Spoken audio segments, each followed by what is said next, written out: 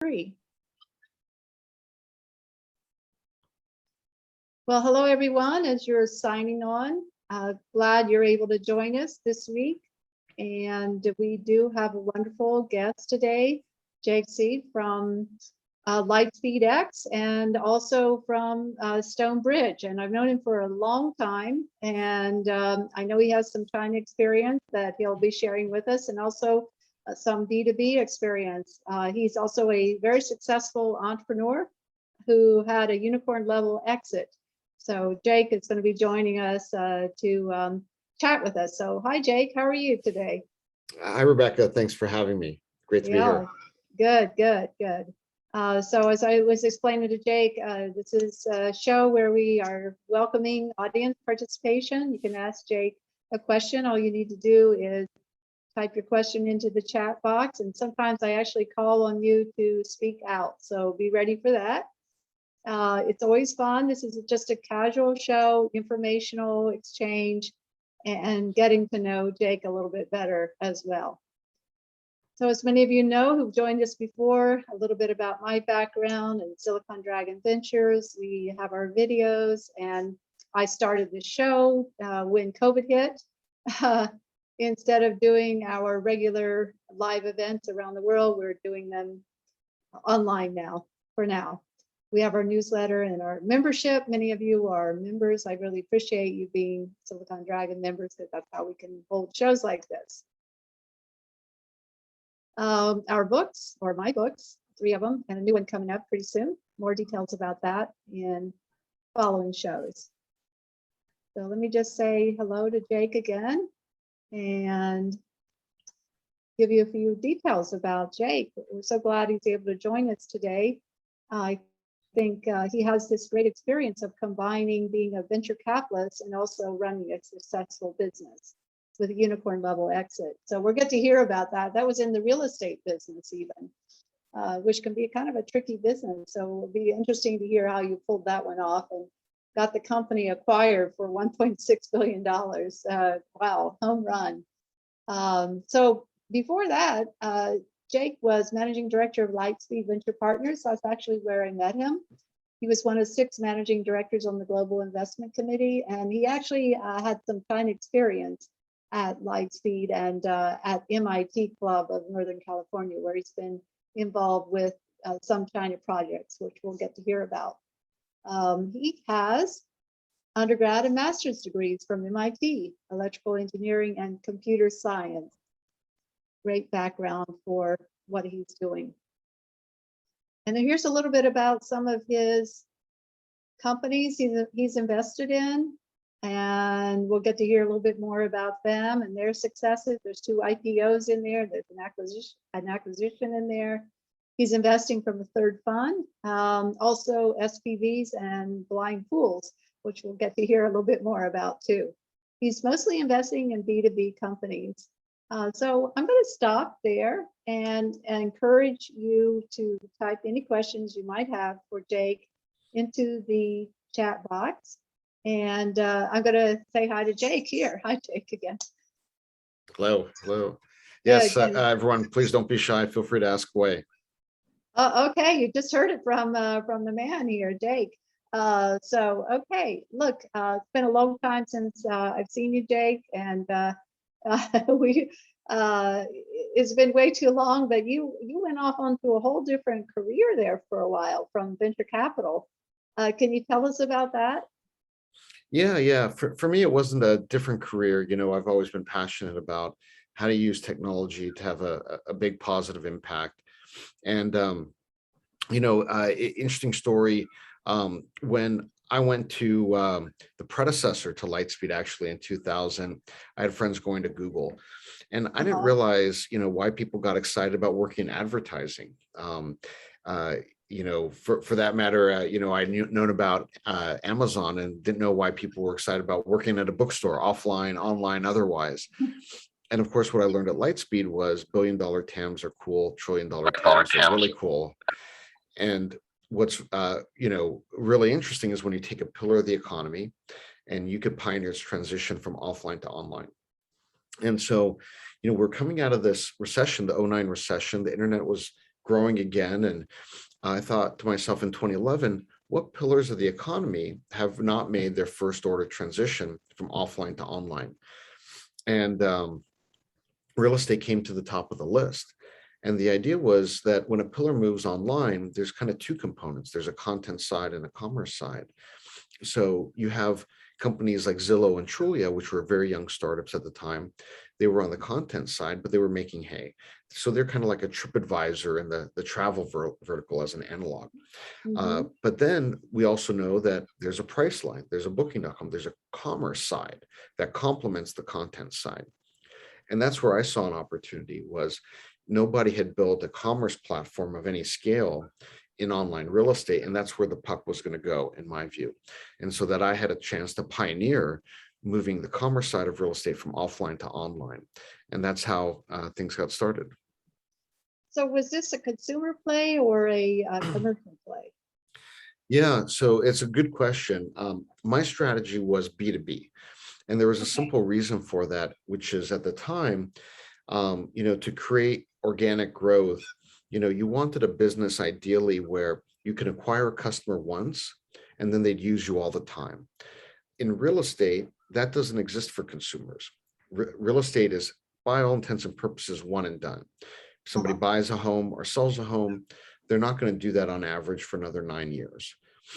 But an investor, on the other hand, buys and sells all the time.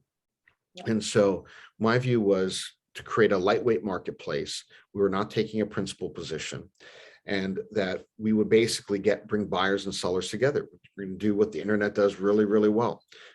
Create efficiency, create transparency, create alignment, bring buyers and sellers together.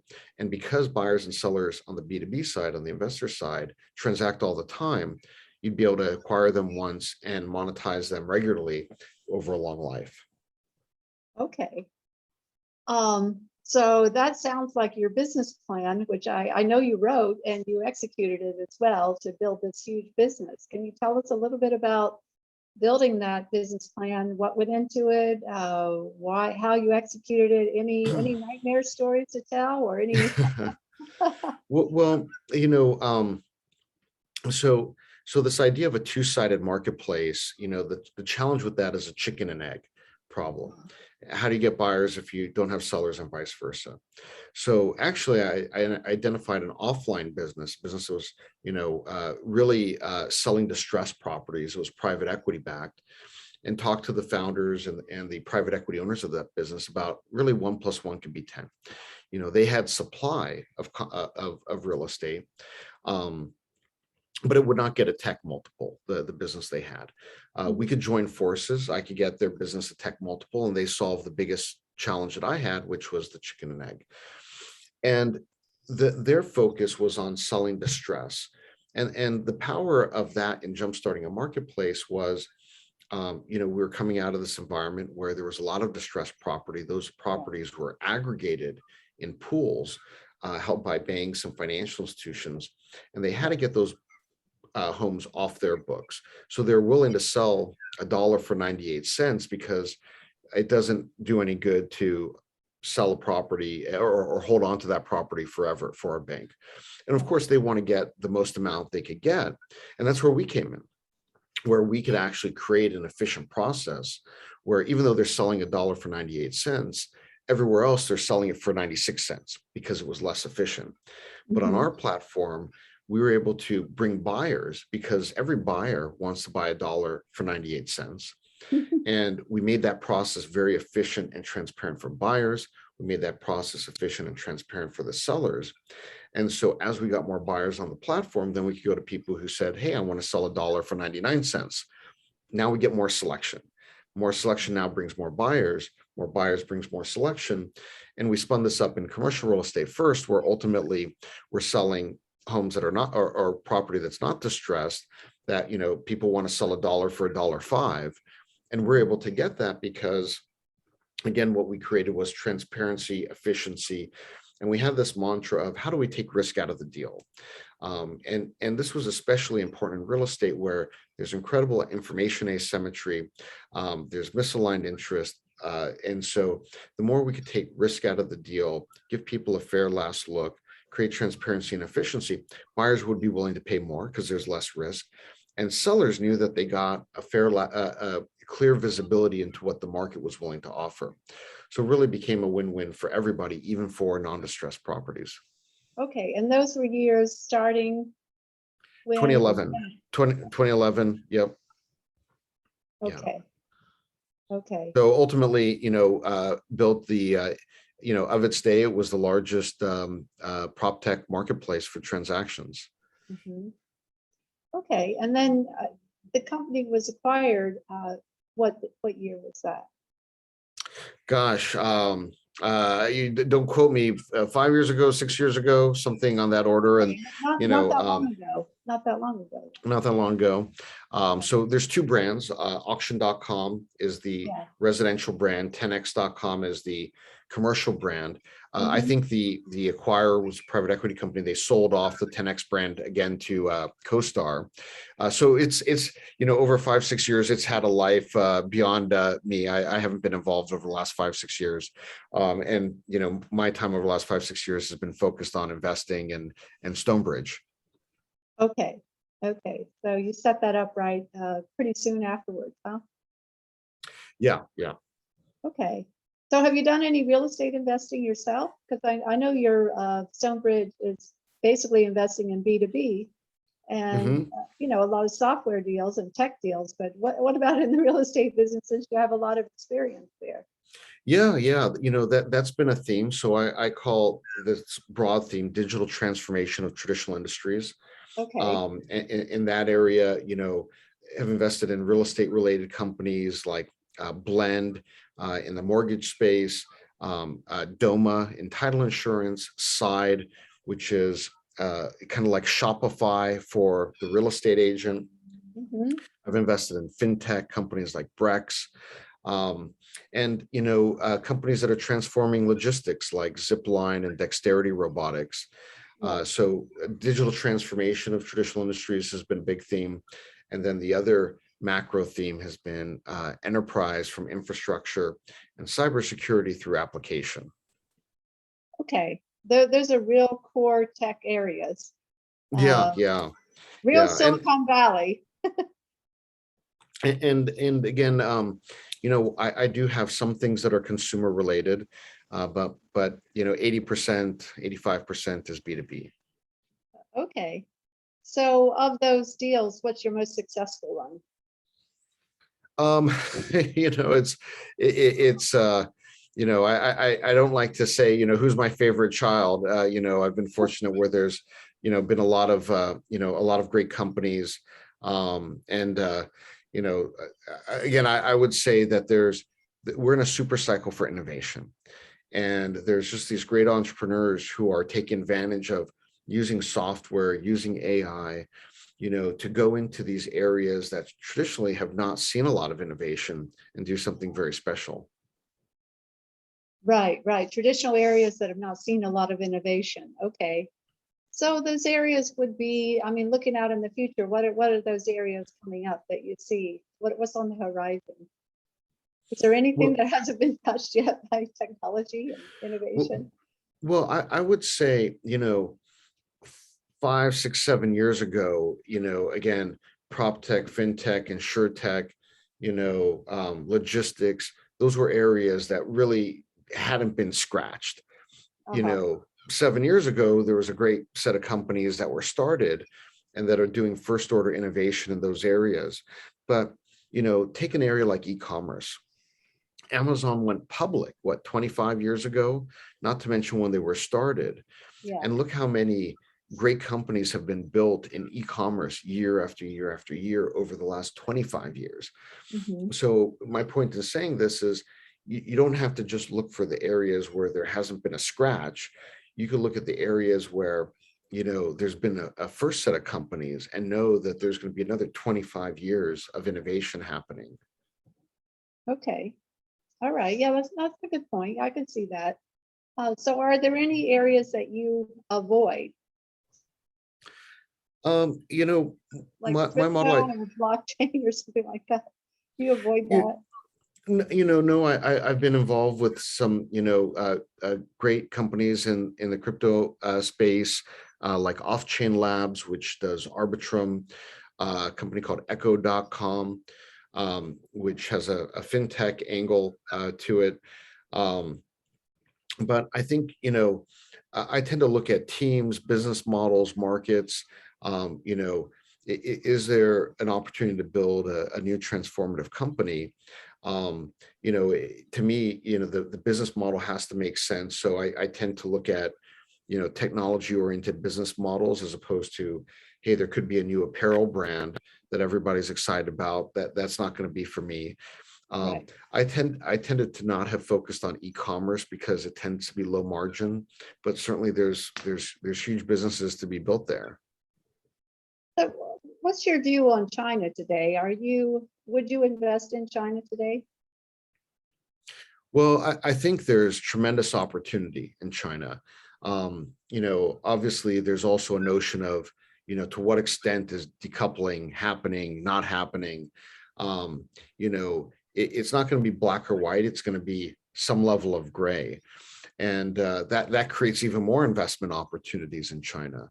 The quality and level of entrepreneurship, gets better and better as you get new generations of people who've worked at high growth, innovative companies.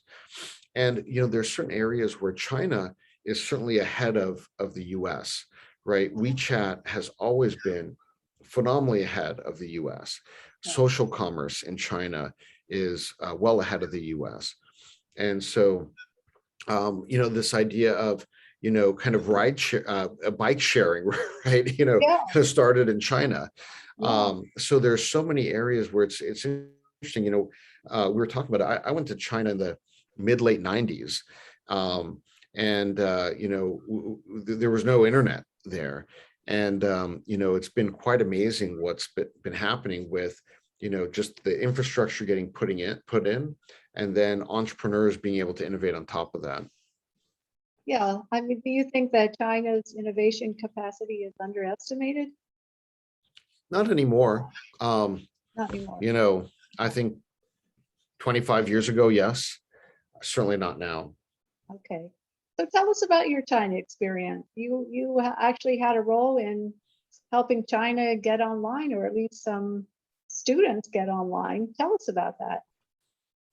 Yeah, so in the late 90s, a friend and I, classmate Ron Sao, who I recruited in to be our founding partner for China for Lightspeed, and has now started Sky9 Capital. Yeah, I know.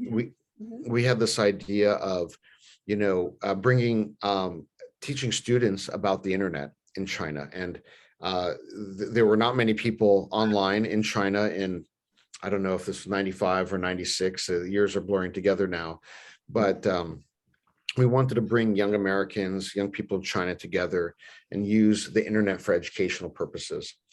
So we were both at MIT. We started a program called the MIT China Educational Technology Initiative. And the two of us went there with the support of the government to connect with what we were told is the first high school in China to the internet. Okay. And it was an amazing summer. So Ron and I spent the summer in Shanghai at the #2 school connected to East China Normal University, which is a teaching university. We lived on campus, and it was amazing because I think the whole city of Shanghai was connected to the internet with 125 kilobit connection. The whole city shared that 125 kilobits. And the high school was a large high school, and the computer lab was in this very large building, and there was not one single phone wire in this very large building. So ultimately, we put in a wireless connection to connect it back to the university campus, which was physically connected to the China Educational Research Network.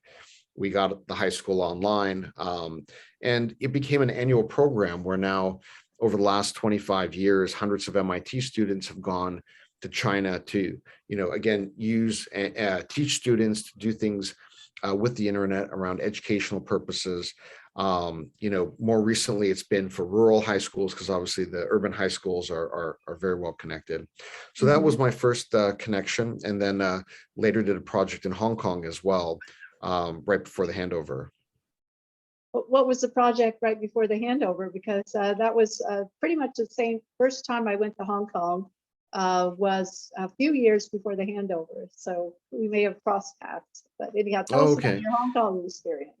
Yeah, so Hong Kong was going to go back to China, and the governor and some of the major business owners in Hong Kong said, "Hey, we'd like MIT to do a study on, how can Hong Kong maintain its, pace of innovation after going back to China." And so we wrote a book called Made by Hong Kong. I focused on the information technology sector, and it was a real opportunity to see, that Hong Kong certainly was an engine of growth for China early on, and that engine of growth continued as traditional industries moved across the border to Shenzhen. And our point of view was, Hong Kong had an opportunity to continue its innovation through not manufacturing, not building things, but through innovative advanced technologies, be it on the information technology side or the biotechnology side, and certainly continue with investment in other service-oriented areas like financial services. Yeah, those were early days, and you really played an instrumental part actually in helping these economies to develop tech-wise, I think.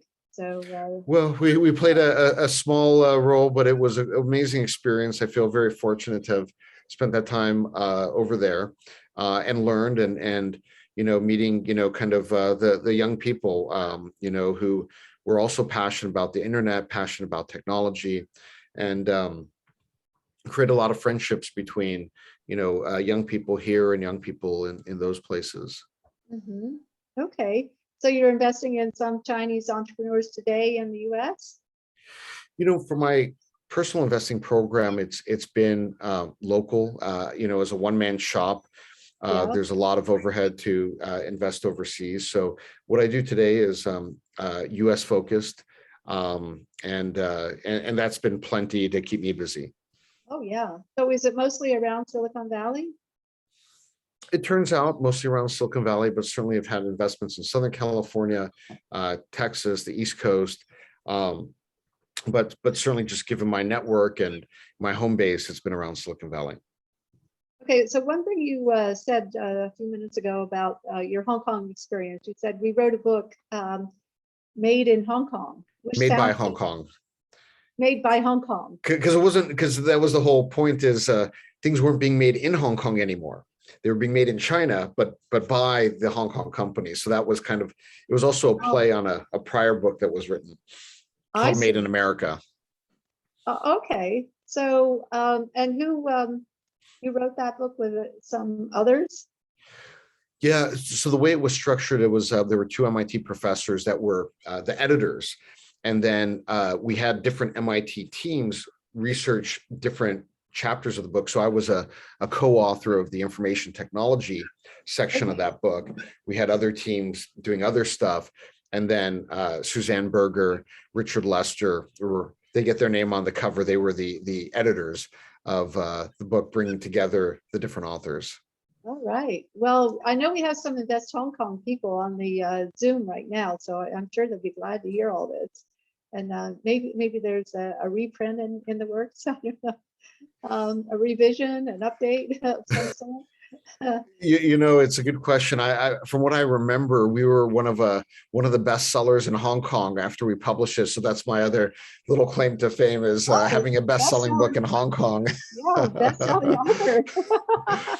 It was 25 years ago, but it doesn't matter whenever it was. Yeah, great claim to fame. So there's some people on the line. Hal Kalman, if you know him, he's in Silicon Valley. And he always asks really good questions. So he wanted to know, he took note of your security companies, and it says noted that you have 3 security companies that he likes. And So any good ideas on non-obvious areas he wants to know? Because he said he went to some SaaS exhibit recently and there were all these SaaS companies there and 400 booths and 300, I don't know, 30 vertical B2B companies. Amazing. Only Silicon Valley can do this kind of thing. Yeah. Yeah. So any good ideas on non-obvious areas? Or can you tell us more about your security companies? Well, on the SaaS side, certainly, and I'm not saying it's not obvious. I'd say it's obvious at this point. Yeah. Basically every vertical is getting its own version of Shopify, its own SaaS. There's a SaaS for barbershops. There's a SaaS for laundromats, right? Areas that people wouldn't have invested in the past. People realize, hey, these businesses, a barbershop is not going to go away. Amazon is not, you can't cut your hair over the internet. Yeah. You can't wash your clothes over the internet. It has to physically go somewhere. And so there's these SaaS platforms going after every vertical that's out there, there's a SaaS platform going after it. On cyber, that's an area where I focus quite a bit. I would say, think about a really interesting trend in cyber that doesn't exist in any other area of enterprise, which is adversarial obsolescence. This is the idea that in the cyber vertical, unlike others, you have adversaries and bad guys trying to make the existing stuff not work. And so what that means for cyber investors is that there is a much higher velocity of reinvention of the core platforms. The core platforms cannot suck all the oxygen out of the room because the bad guys keep pumping the oxygen in. They make the existing platform less effective. So in cyber, there's certainly white spaces. You can say, okay, well, what happens when AI systems get attacked? What happens when 5G networks are more pervasive? We're going to have all these cars that are autonomous, connected, to the internet. That becomes an attack surface. So there's certainly more surface areas on the horizon. We're moving to hybrid cloud. We're well under that transition. Well, what happens when we move to hybrid multi-cloud and enterprises are using multiple clouds? That creates new challenges. But I would say you could even look at the existing areas and know that they're going to get reinvented because of this thing that's so unique to cyber, which is the adversarial obsolescence of existing platforms. Okay, there always has to be something new to stay ahead of those cyber criminals, right? That's right. So yeah, we had Bob Ackerman on our show a few weeks back, and he's now specializing in cybersecurity deals. Yeah, that's right. Do you know Bob? I know of him. Okay. Yeah, that was interesting. So I think people will also want to know about your background as an electrical engineer and computer guru. I mean, do you think that this kind of background is useful for a VC, or is a business background? I mean, how has it helped or hindered you? Yeah, I would say that, a useful background for a VC is, intellectual curiosity. You have to love learning. You have to really be interested in continuing to learn about new areas. Just because I went into electrical engineering, computer science, I'm not going to go and analyze somebody's code and tell somebody who's been doing engineering for 5 years, 10 years, their code is good, their code is not good. The MIT experience for me, it was about, learning about critical thinking. And so I think if you've gotten a background where you've developed skills as a critical thinker and you have a love of learning and a lot of intellectual curiosity and also a lot of intellectual honesty, right? Knowing, what's knowable, what's not knowable. Then those are really the skills that you apply to venture investing.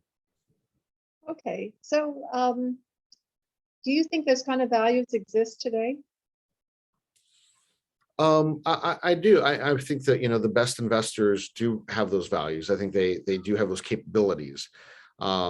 and that's what the best investors, do to figure out and learn about new areas, because certainly it's the new areas that create a lot of opportunity. Okay. So which venture capitalists do you admire most?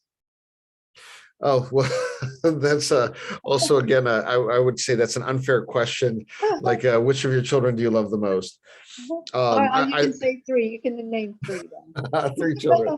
What I would say is there really are a lot of great investors out there, and but the question is, what does it mean to be a great investor? Is it somebody who's had a good hit? And for people who are entrepreneurs who listen to this, it's really folks who add value. And what does that mean? It's not, there's the tactical things like, hey, do they help you find customers? Do they help you think about how to deal with employees, hiring, firing, the things you have to deal with. But then there's an element of, I think the best VCs are really strategic in helping entrepreneurs think bigger than they might otherwise think. And this is always, a skill that I'm trying to get better at, is, asking myself, am I always thinking big enough? Am I helping my entrepreneurs to think big enough? And, not settling for just big, but really saying, well, okay, big is great, but let's think beyond that. Because that's where the special opportunities happen, right? That's where the world-changing opportunities happen. And entrepreneurs, are, in the trenches, right? I was there, right? You're in the trenches with trying to close the quarter. You're in the trenches with trying to make a hire. You're in the trenches with figuring out how to remove somebody who's not the right fit. And having somebody there who can take that step back and, provide thoughts on, okay, yes, you're blocking and tackling, doing the right things, but are you setting the pieces in place that really are going to matter, 12, 24, 36 months from now, to create something big and special? Or are some of the decisions that you're making now, could they be changed to be something much bigger? That's what a really great investor does. Okay. So I take it you probably normally take a board seat then? My model for Stonebridge is not to take a board seat. And it's, it very specifically, as a small investor, I think about, my strategy has to be orthogonal to the large funds. Otherwise, what am I doing, right? And, the large funds are going to take board seats, and they're going to work with companies in that capacity. But I believe that I could have a more efficient but still impactful relationship with entrepreneurs by not being on the board. And in fact, by not being on the board, I could be the person that the entrepreneur wants to talk to before they talk to their board. Okay. Because I'm never going to be in a position to say, hey, you shouldn't be CEO. And so it creates a great win-win, because I could really leverage the experience as an operating executive as well, in addition to being a VC, and bring together my experience from, running a business with 800 people reporting to me, having a unicorn plus size exit, 11 years at Lightspeed, and really pull all those, experiences together to really be a consigliere for CEOs, as opposed to a board member. I think that sounds smart to me. And how many companies are you working with right now? I'm at the tail end of my third fund, and it's got about 25 companies, 25 new investments. It has some follow-on investments from prior companies, but 25 new investments. Okay. And how do you stay in touch with all of these companies? Yeah, this is the thing when you don't take board seats, you free up a lot of time. It turns out I don't have any partners, so I don't have a partners meeting. I free up a lot of time. I'm not doing anything outside the US. Turns out it frees up a lot of time. Yeah. And so it's very important to have a do not do list, not just your to-do list, but your do not do list. And by not doing those things, I'm actually able to devote quite a bit of time to being helpful to that number of companies. Oh, I like that. That to have a to-do list and a not to-do list. How many of those out there on this Zoom have both list. I only have a to-do list. I never had a not to do. I mean, I do have it mentally, but I don't think about it all the time. So it's not one of my modes of operation, I guess. Well, and it's important to, as for me as a smaller investor, how do I think about a strategy that creates strong positive selection bias, given the very competitive world of venture capital? And that's why it's important to know not only what you're going to do, but what you're not going to do, Right. because, the things that you don't do frees up time to Yeah. really be excellent at the things you want to do. Yeah. So what would you say is your strong suit? I think it's a couple things. I mean, the thing that I've certainly been impactful on is, helping people with, key customers, helping people with, key hires, direct reports to the CEO, people finding board members that have been transformative, bringing that talent to the companies. But I think people would also say that, I'm a valued strategic thought partner. When the CEO is really thinking about what direction should they go, what makes for a large, highly valued business, the conversations with me are helpful. They influence their thinking, and valued thought partner as they think about what they want to build as part of the journey that they're on. Okay, so you can steer them, say, yeah, I think that sounds like a good idea, or maybe you should tweak this a little bit, or how do you, is that the kind of guidance you give, or you give more detailed kind of techie analysis, or what kind of information guidance do you give them? It depends on the situation. But it comes through listening, right? It doesn't come through, being prescriptive and saying, make a right here, make a left, at the next light. It really is, every situation is different. Every entrepreneur is different. And I think, you get an understanding of what the opportunity is, but by doing a lot of listening, and then based on listening, helping the entrepreneur to think through areas that when you're so close to the business, when you're running the business, you're in the trees. I have the advantage of not being burdened by the details, as they say, by being an investor, by being, kind of in this advisor role, that I try to use that to listen and then offer thoughts on, hey, you're thinking big, but here's how you could be thinking bigger. You're thinking strategically, but here's how you could be thinking even more strategically to create more value. So how do you as an individual stay in touch with all the latest and greatest in tech, or the worst in tech? How do you stay on top of all the news that's coming out every day? Yeah, certainly, it's a 24 lot of hours. it's a lot of reading and, looking at social media sources, following different folks, but also the conversations that I have every day, that I speak with an entrepreneur, helping them with their business. It's something where I'm learning also about something that they're seeing. The companies that I look at investing, I'm obviously learning. So, all the conversations that I have as part of the day job, complemented by, the information sources we have. Certainly nobody can follow everything, but it allows me to stay in touch on what trends are happening. And also I have a focus, right? I'm not looking to invest in everything. Oh yeah, so that's important. And so do you go to tech industry conferences, or do you not have time for that?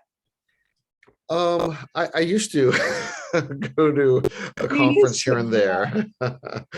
um, Yeah, they've started up here again. Some started up now with some receptions anyhow. I haven't seen a real full-blown conference yet, but like Stanford has conferences, IEEE, these kind of conferences. Are I those good haven't gone sources for back you to in the past? it was really only if I had a company there, or if I was going to be speaking at a conference. To me as a solo capitalist, right? There's air cover marketing that I do. There's ground game marketing that I do, and so it was more. I personally was not a big conference goer. To me, it was just busy enough. Engaging with the communities that I know, getting referrals from the community that I know, and so that kept me pretty busy. Okay. So, do you stay in touch with your former colleague, James Nee? I haven't seen James in a while, just, because I haven't done as much in China. Love James. But it's been forever since I've seen him. And again, I haven't been to China in like 4 years. I think I might have bumped into him at a super returns conference in Hong Kong, a long period of time ago, but it's been quite a while. Yeah, he's done very well with his China tech investments. The Yeah, of one, course. yeah, Yeah. yeah, I wrote about him in my book, Tech Titans of China, and James was on our show too. Oh, that's Um, great. That's this great. show, yeah, early on. I talked to a lot of the people that were in Shanghai and Hong Kong early on for the show, and now I've been more focused on the U.S. In Silicon Valley in particular. But Lightspeed has done really well in India too. Yeah, yeah, very, very proud. I recruited Bajal, or a person who leads India. Moved out to India way back when, trying to figure out our strategy, and was on a board with Bajal, and felt that he would really be a fantastic partner for us in India, and a great addition to, being a leader in the firm, right? As somebody who was heading a country at the time. So Right. recruited him and was fortunate enough that he said yes. Okay. So that's great. So what do you think about venture capital as an industry in itself? Because you're doing venture in a slightly different way, and you could tell us about that. And yeah, I think people would be curious to know. Yeah, certainly as an industry, it's grown, it's professionalized. It was quite a cottage business, when I started in 2000. Yeah, Funds were very small. Companies went public when they were 300 million, 400 million market cap companies. Um, Now venture firms manage, 10 billion or tens of billions. The firms are multi-stage, the firms are multi-geography. They're large businesses. They're, relatively speaking, from what they were, they've become large businesses. yeah. And so, yeah, it's changed quite a bit in that respect. It's also created an opportunity for specialists, Mm-hmm, where people who can add a lot of value in a particular area can mm-hmm, be very differentiated, even though there's a lot of big funds that are out there. mm-hmm, I think the end result is it's been great for entrepreneurs. mm-hmm. What's happened in the industry, and entrepreneurs have their pick of many different choices. Right. So they could go with, for instance, an angel investor, or a big venture fund, or maybe even private equity in some cases for growth stage That's deals. right. That's right. Um, and then you also are utilizing special purpose vehicles. Tell us about that. Why are you Yeah. doing that? Well, it's really a benefit to my LPs. So a blind pool, an LP will contribute, let's say, make the math easy. They contribute $10. And Mhm. then I invest 10% of the fund into company X. So they have $1 of their 10 at work in company X. But what if they really, really like it, company X, and they want to get more exposure to that? An Mhm. SPV is, as its name implies, special purpose vehicle, special for that one company. It's going to be a fund that invests only in company X. So if my LP really likes company X, then they could say, okay, I'm not just limited to that $1. I could take an additional $4 and put it into company X because I love company X. Mhm. So it's a great win for the LPs to be able to double down on things that they really like. Mhm. So what companies have you used this? In your portfolio companies, what companies have utilized this SPV approach? It's been quite a number, Quite a number. Okay. yeah, again, different LPs like different things, some folks will want, more things in fintech, some things will want more enterprise, some people want more cybersecurity. So it's been across all those boards. It's kind of the, different strokes for different folks. People get to pick and choose. In the fund, you can't pick and choose. You're going to get what I invest in. And, the SPV allows them to get more of what they want the most. Okay. And how do you find your companies to invest in? Yeah, so this is what I started learning, 21 years ago when I, joined Lightspeed or Weispeck and Greer Venture Partners, the predecessor firm. You know, you as a VC have a lot of techniques to find companies through your network. You have to use all of those techniques to find the best deals and get into the best deals. Okay, so do you get a lot? I imagine you get a lot of referrals. I would imagine you get a That's lot. right. That's right. How many emails do you get a day, or do you like email, or you just avoid it? I mean, how do you communicate normally? Email, WeChat, text, Yeah, LinkedIn? I'm more of an email person. I guess I'm old school that way. Okay, because today it seems to be more and more. It's very, you have to figure out if you want to communicate with somebody. You have to figure out, well, what do they use? How do they communicate? Are they on LinkedIn, or are they on That's Facebook, right. or what are they on? And which email are they on? Yeah, that's right. That's right. I'm more of an email person. Oh, okay. You're more. And what can somebody just approach you with a great idea? I generally focus on companies that have been referred to me. Okay. If I've never heard of somebody and, get an email, this is the next $1 trillion idea. That's it's hard to, there's a lot of noise associated with that. Sure. Yeah, that's true. So what about Lightspeed itself? Hal Kalman is always great with his comments here. Was Lightspeed too big? I consider them the New York Yankees of old and one of the 3 best VCs. Well, I don't know about that. I think that, what does too big mean? There's a, innovation has really gone global. That's really different than what it was. And, there's a benefit in a firm having, centralized operations across fundraising, marketing, customers, right? Companies want customers around the world now.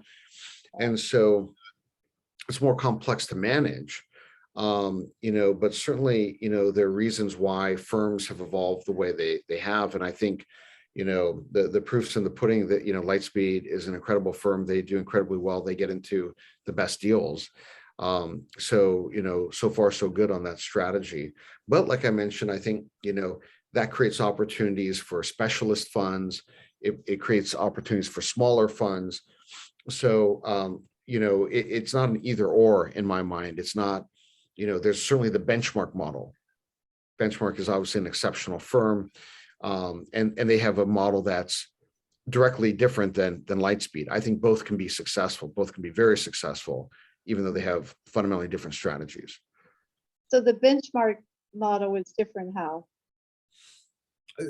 They're staying much smaller and staying focused, right? They're raising much smaller funds than the Lightspeeds and other firms of the world.